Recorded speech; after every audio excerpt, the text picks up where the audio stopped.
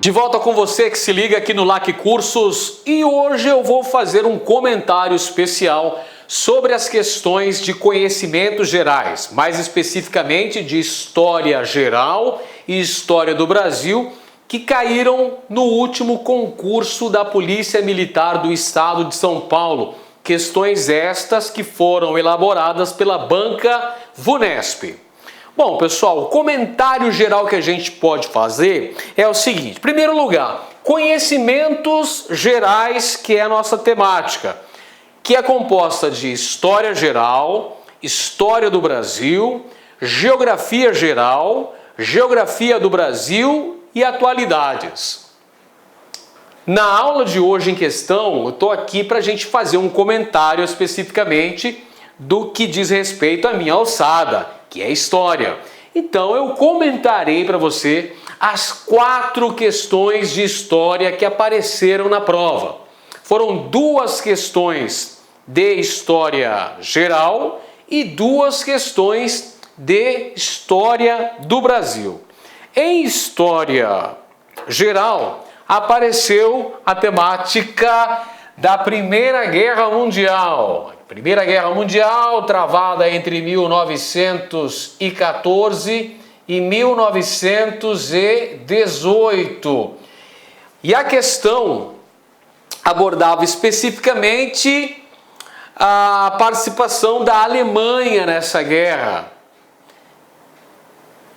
Pedia que o concurseiro, que o candidato, tivesse o conhecimento sobre os fatores, as causas, os fatores da Primeira Guerra Mundial. Se o candidato tivesse conhecimento sobre as principais causas que geraram a Primeira Guerra, ele conseguiria matar essa com tranquilidade. E tínhamos também uma questão sobre a Segunda Guerra Mundial, que foi travada entre 1939 e 1945, envolvendo de um lado os países do eixo, Alemanha, Itália e Japão, e de outros países aliados, formados pela França, Inglaterra, Estados Unidos e União Soviética. É lógico que esses eram os países que lideravam esses 2 respectivos blocos. Como guerras mundiais, dezenas de países também protagonizaram esses conflitos. A questão sobre a Segunda Guerra Mundial era um pouquinho mais específica. Ela cobrava ali as origens do antagonismo, da disputa, da rivalidade, envolvendo Estados Unidos da América e o Japão. E para isso era interessante que o candidato tivesse um conhecimento prévio sobre as ações imperialistas implementadas pelo Japão no contexto que antecede a Segunda Guerra Mundial e no bojo da Segunda Guerra Mundial também, como por exemplo a invasão japonesa na Manchúria, depois a ocupação de boa parte do território chinês, assim como também a anexação do território da Indochina. Isso contrariava os interesses dos Estados Unidos, que, como vocês sabem, tem o Havaí. O Havaí fica no Pacífico, um arquipélago, pertence aos Estados Unidos, ao 50º estado norte-americano. Então tem um atrito de interesses aí que vai culminar com essas relações belicosas. O ataque japonês à base de Pearl Harbor em 7 de dezembro de 1941, depois a ofensiva norte-americana sobre o Japão, culminando evidentemente com as 2 bombas atômicas, 6 e 9 de agosto de 1945, lançadas contra Hiroshima e Nagasaki. E em história do Brasil, pessoal, caiu 2 temas bastante recorrentes. A Era Vargas, que é o período de 1930 até 1945, e sobre a Era Vargas foi enfatizado o período do Estado Novo, que é a ditadura Vargas. E também foi falado sobre a criação do SPAM, a Superintendência do Patrimônio Histórico e Artístico Nacional, que foi criado em 1937. E sobre a ditadura militar, período que vai de 1964 até 1985, cobrou-se o processo de redemocratização. Você sabe que o processo de distensão ou redemocratização aconteceu durante o governo dos 2 últimos presidentes da República desse período.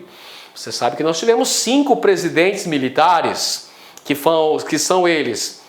O primeiro, Humberto de Alencar Castelo Branco. Ele foi sucedido por o segundo presidente da República é o Arthur da Costa e Silva. O terceiro, Emílio Garrastazu Médici, o presidente Médici.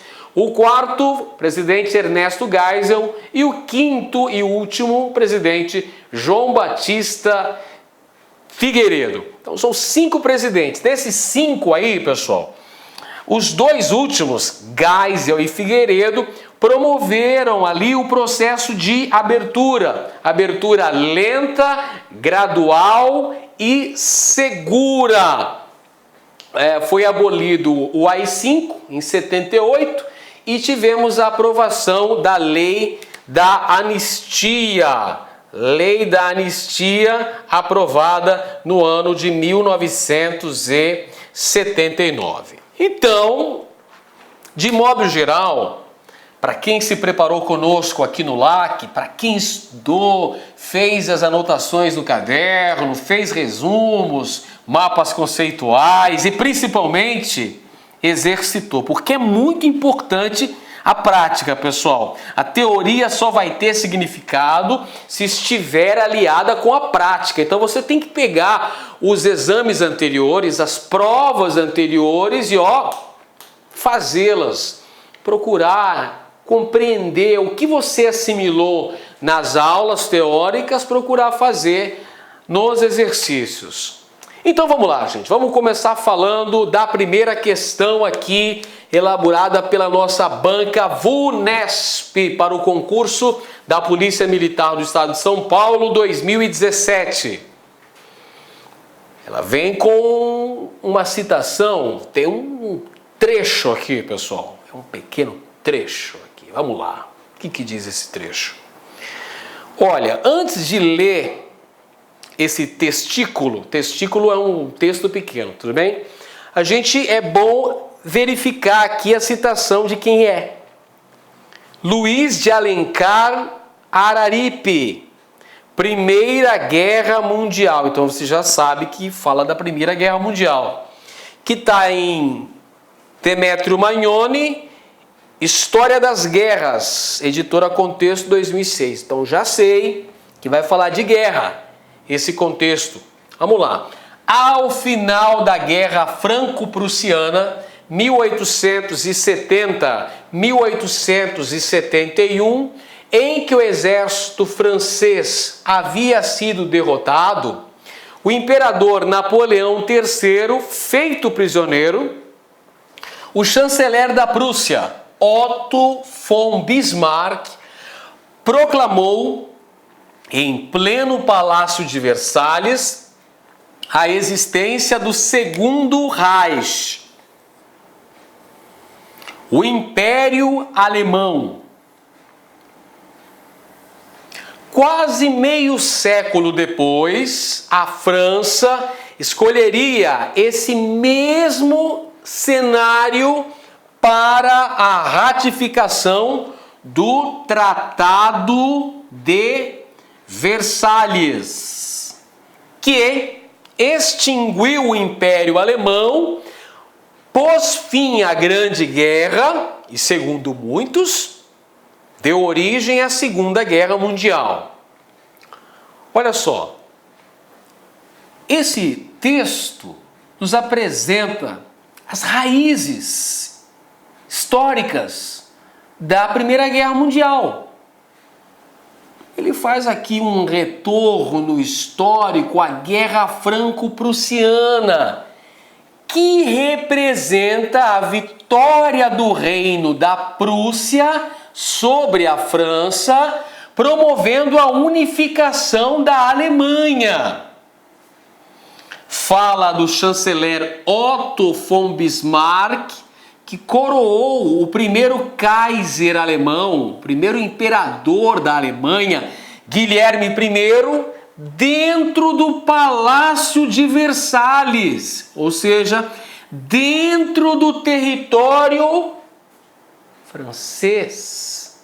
Isso foi um verdadeiro tapa na cara da França. Isso humilhou o forte nacionalismo daquele país. E mais do que isso, a França teve que pagar indenizações para a Alemanha e ainda perdeu 2 territórios riquíssimos em carvão mineral e minério de ferro, os territórios de Alsácia e Lorena. Acontece a Primeira Guerra Mundial, 1914 a 1918. A Alemanha, que fazia parte da Tríplice Aliança, o que acontece? É derrotada. E aí, adivinha quem é que vai querer punição severa contra a Alemanha? Exatamente, a França. E o tratado que vai ratificar as punições ao Império Alemão, que ruiu literalmente, ocorre justamente no local onde o Império Alemão havia surgido, no Palácio de Versalhes. Assinado o Tratado de Versalhes, 1919, responsabilizando completamente a Alemanha pela Grande Guerra. Muito bem, aí vem o comando da questão. É muito importante você se ater ao comando da questão. Muitas vezes esse comando da questão vai te indicar o caminho correto para você chegar na resposta certa. Olha só, entre as tensões, vamos grifar essa palavrinha aqui, tensões. Entre as tensões relacionadas ao Império Alemão, o Segundo Reich, que contribuíram para a eclosão da Primeira Guerra Mundial. É correto afirmar. Então, olha só, gente. O texto nos falou que o Império Alemão surgiu após a Guerra Franco-Prussiana, 1870-1871. Então, surgiu dali o Segundo Reich. Reich quer dizer império, pessoal. Segundo Império, que durou de 1871 até 1918, quando acabou a Primeira Guerra Mundial. Nesse período histórico aqui, gente, que vai das últimas décadas do século XIX até as primeiras décadas do século XX, o que vai acontecer no Império Alemão? O que ocorre na Alemanha? Ora, a Alemanha passa por um grande processo de industrialização. Quem que havia liderado o mesmo processo de unificação da Alemanha? Tá lembrado? A Prússia. E a Prússia era o estado mais rico, mais industrializado. Então, evidentemente, senhoras e senhores, moças e rapazes, meninos e meninas, boys and girls, a Alemanha passou por um grande crescimento econômico, um grande crescimento industrial, uma grande produção de aço. E adivinhem, começou a rivalizar-se com quem? Com quem? Rivalidades imperialistas, pessoal. Olha só. Gente, é importantíssimo que você tenha em mente que a Primeira Guerra Mundial foi eminentemente uma guerra imperialista. Claro que tinham outros fatores étnicos também, outros fatores políticos que também estavam em jogo. Mas O motor dessa guerra, o fator principal, moçada, é econômico, é imperialista, é conquista de territórios para obtenção de matérias-primas, para obtenção de mão de obra barata, é mercado consumidor. Essa guerra é imperialista, moçada. E nisso nós vamos ter uma rivalidade Alemanha versus Inglaterra. Por que Alemanha versus Inglaterra, professor? Ora, a Alemanha vai ter essa rivalidade com a Inglaterra porque quem era a principal potência capitalista do período? Era a Inglaterra. E quem é que estava crescendo a olhos vistos? Quem é que estava passando por um processo de grande industrialização? A Alemanha. A Alemanha já estava nos calcanhares da Inglaterra, pronto para ultrapassar. Perfeito? Então, evidentemente que havia uma rivalidade, havia muita disputa por mercado consumidor entre esses dois países. E até porque a Alemanha saiu atrasada na corrida por busca de territórios, de colônias na Ásia e na África. Tínhamos também outro conflito, pessoal, conflito envolvendo França e Alemanha, rivalidade. Por quê, professor?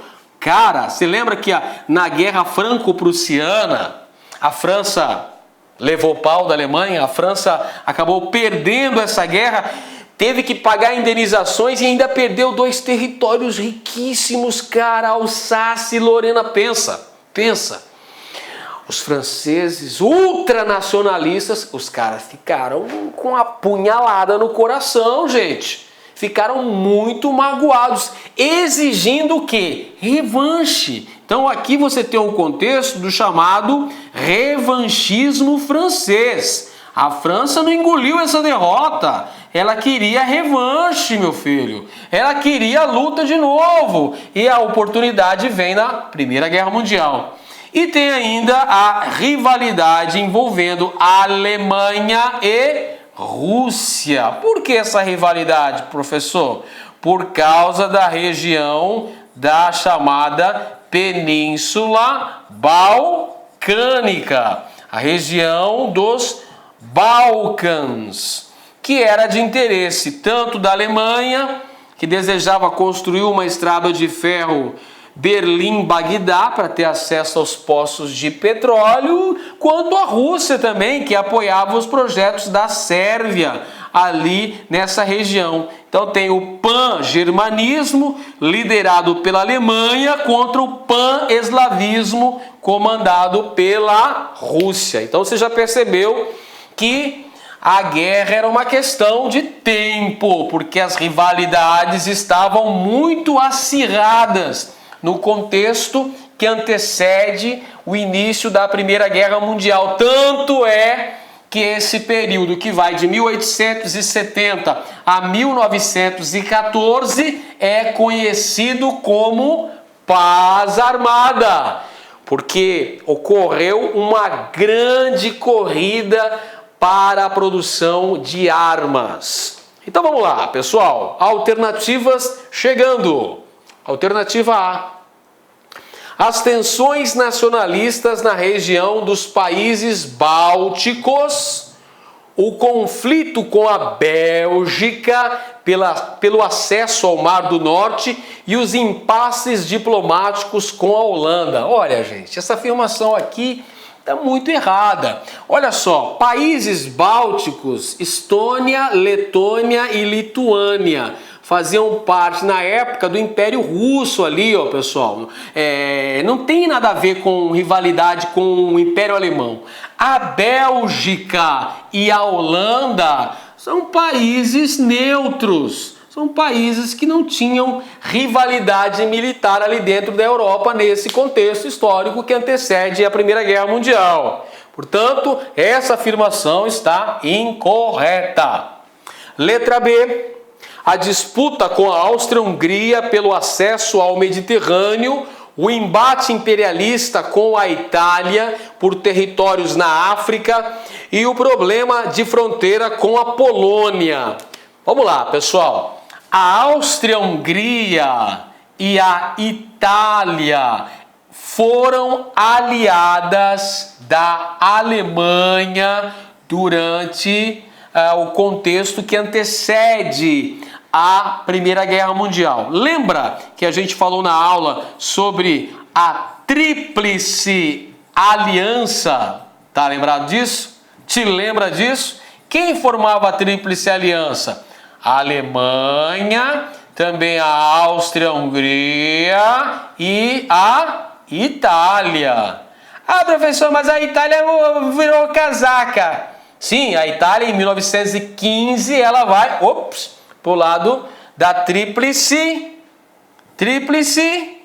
Olha só, a outra tríplice era o que, pessoal?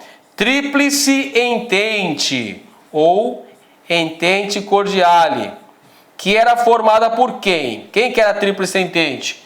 Inglaterra, França, Rússia e em 1917 entrou quem? Estados Unidos.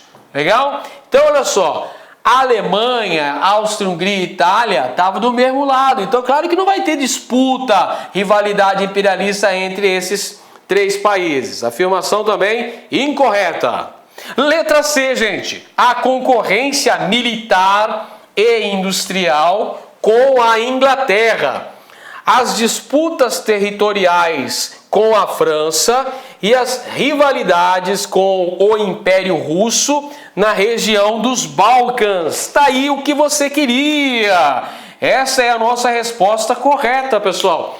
A Primeira Guerra Mundial tem como causas básicas as disputas imperialistas, envolvendo principalmente a Inglaterra e a Alemanha. A Inglaterra, que era a potência número 1 do mundo capitalista, e a Alemanha, a número 2, que já ameaçava ali seriamente esse domínio inglês. Então há uma concorrência industrial, uma concorrência do ponto de vista econômico, mas não se esqueça, há também uma concorrência militar. Para você ter uma ideia, a Alemanha implementou nessa época um treinamento militar. O próprio sistema educacional da Alemanha, inspirado no modelo prussiano, visava gerar um grande nacionalismo dos cidadãos para formar futuros soldados. Tem a rivalidade com a França? Tem, por causa dos territórios, Alsácia e Lorena. Tem rivalidade com a Rússia? Tem rivalidade sim, por causa da questão balcânica. Então essa é a nossa alternativa correta, letra C, pessoal. Tem ainda as outras alternativas. A alternativa D, o embate com a Sérvia na fronteira oriental, a disputa territorial com a Suíça ao sul e a concorrência econômica e comercial com os Estados Unidos.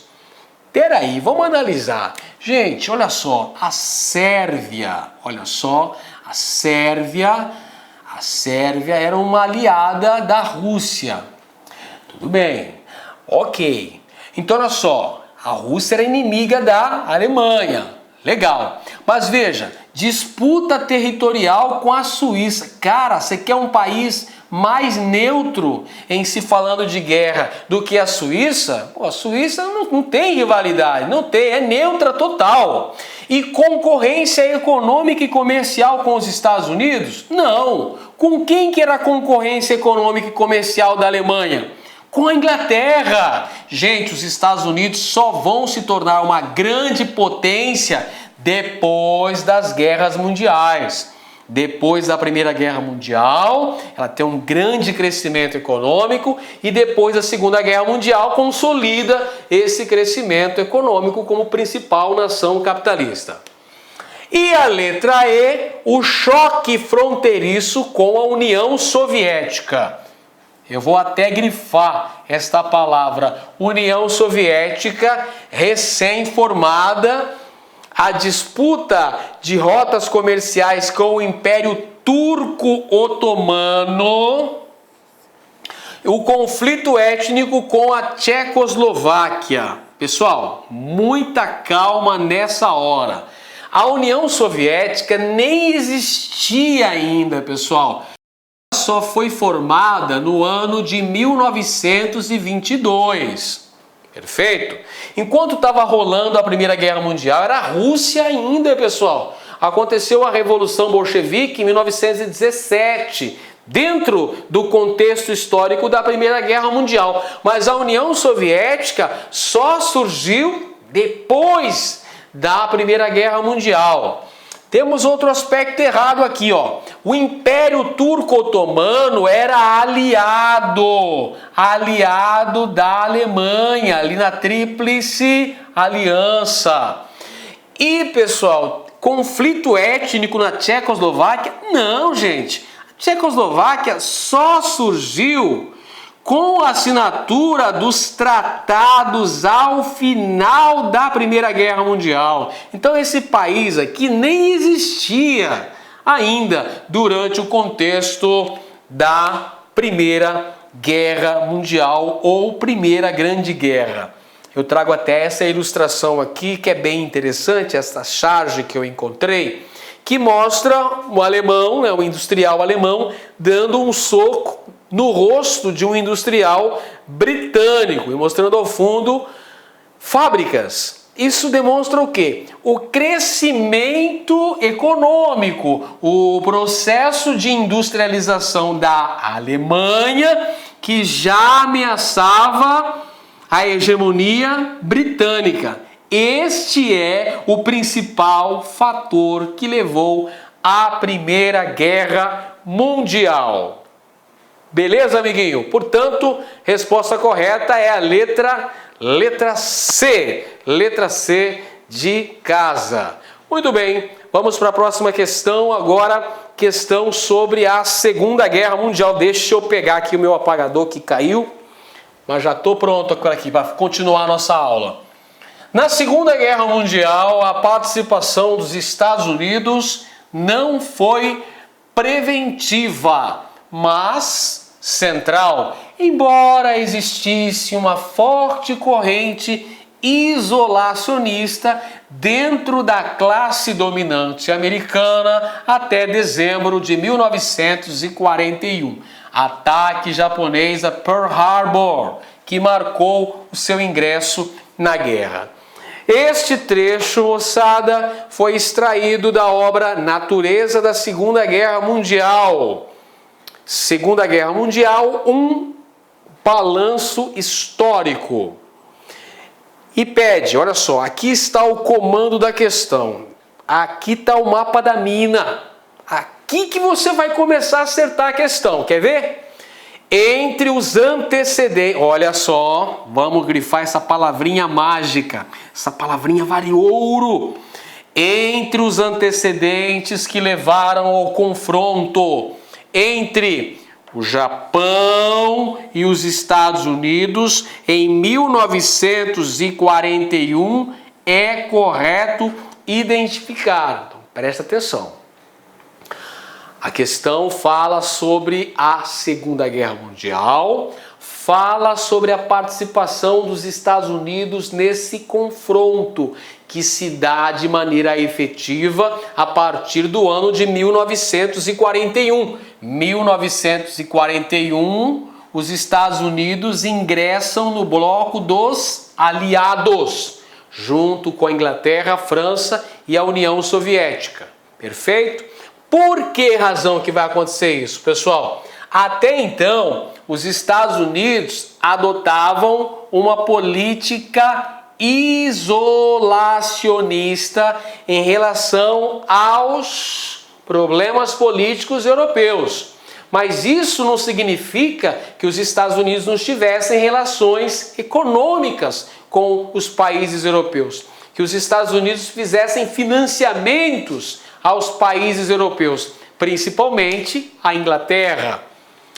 1941 aconteceu o ataque japonês à base naval de Pearl Harbor. Foi no dia 7 de dezembro de 1941, aquela manhã, eu me lembro muito bem, como se fosse ontem, os japoneses atacaram a base norte-americana no Havaí. Esse fato serviu de justificativa para que os Estados Unidos declarassem guerra contra o Japão e vão inclusive invadir o território japonês, vão inclusive lançar 2 bombas atômicas sobre o Japão, Hiroshima e Nagasaki. Mas presta bem atenção, essa questão está pedindo os antecedentes, cara. Quer saber o que aconteceu antes de Pearl Harbor, antes do ataque japonês no Havaí, que marca essa rivalidade entre o Japão e os Estados Unidos. E aí, você tem que saber que o Japão adotou uma política imperialista. O Japão adotou uma política imperialista.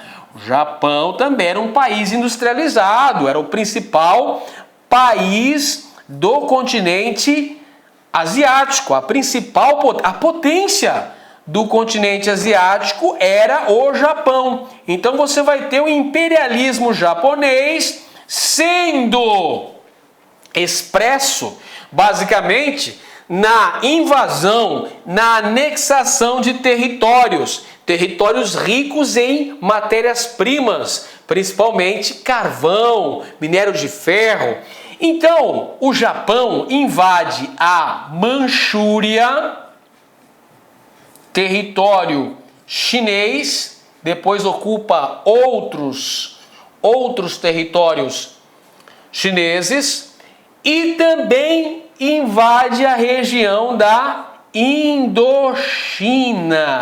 Indochina, moçada, é onde está o Vietnã, o Laos, Camboja, essa área daí. Então você tem que ter isso em mente. O Japão tinha uma postura imperialista nessa região aí do Extremo Oriente, China e Indochina, e é claro que isso rivalizava com os interesses econômicos dos Estados Unidos, que tinham o Havaí nessa região do Pacífico. Legal? Então vamos ver as alternativas. Letra A. O ingresso da União Soviética na aliança antifascista formada por França